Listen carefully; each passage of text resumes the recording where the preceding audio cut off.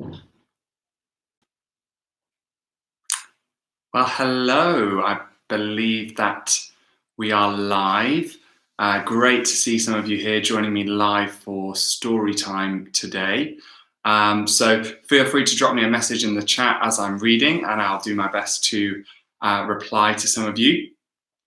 So today I'm going to be reading a story called Giraffes Can't Dance.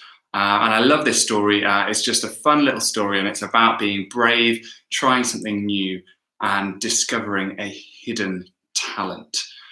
So hopefully you can see, I'll be reading on my iPad today, so hopefully you can join in and see the pictures as well.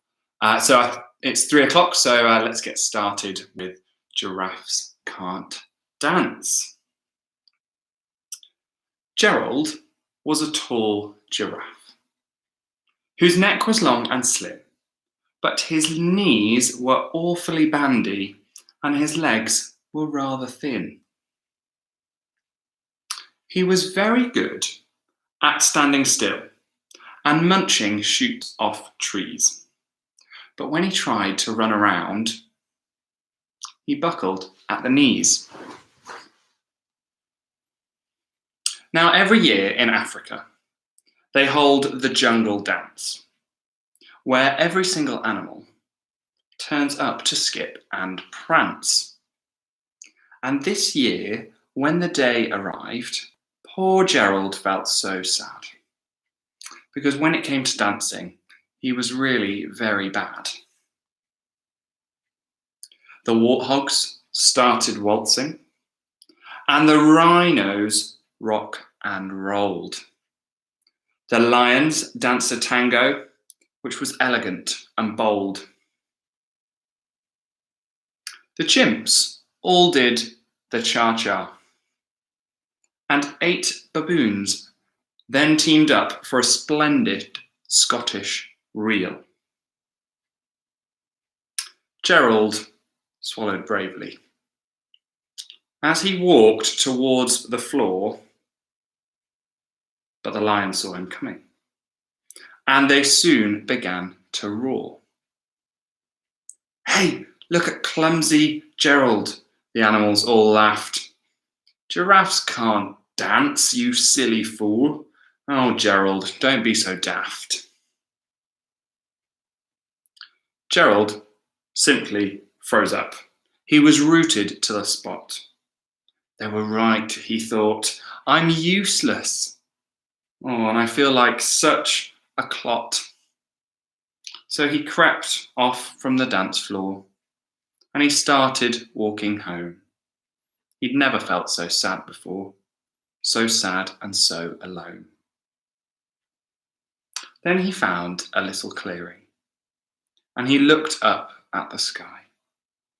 The moon can be so beautiful, he whispered with a sigh.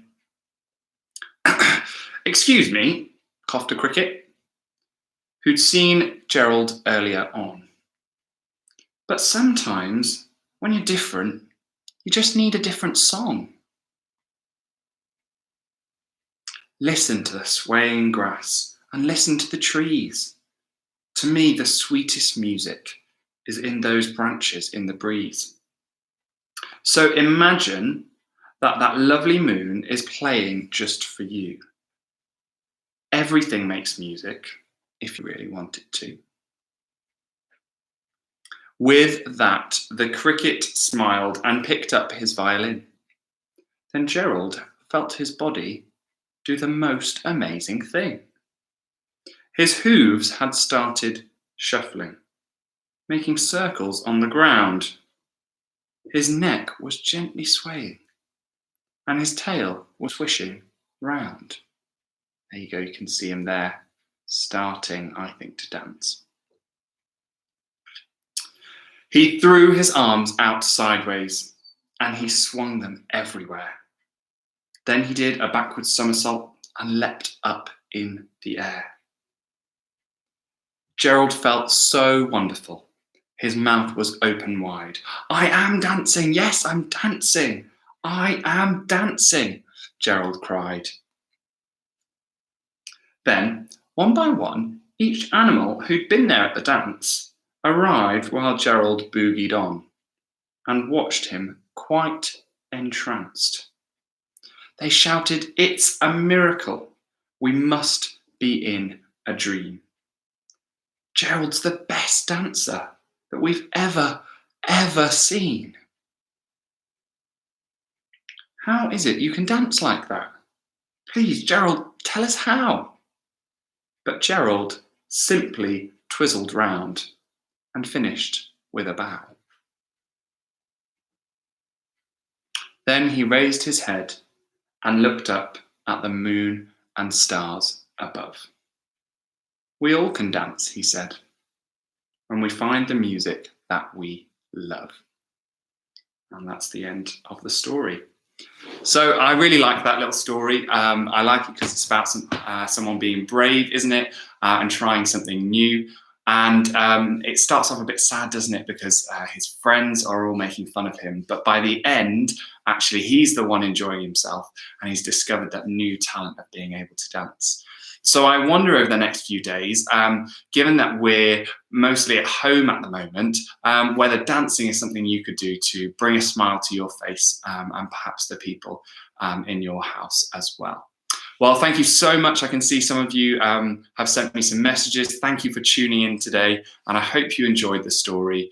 Yeah, join us again tomorrow, same time for another story, and I will see you next week. All right, bye-bye.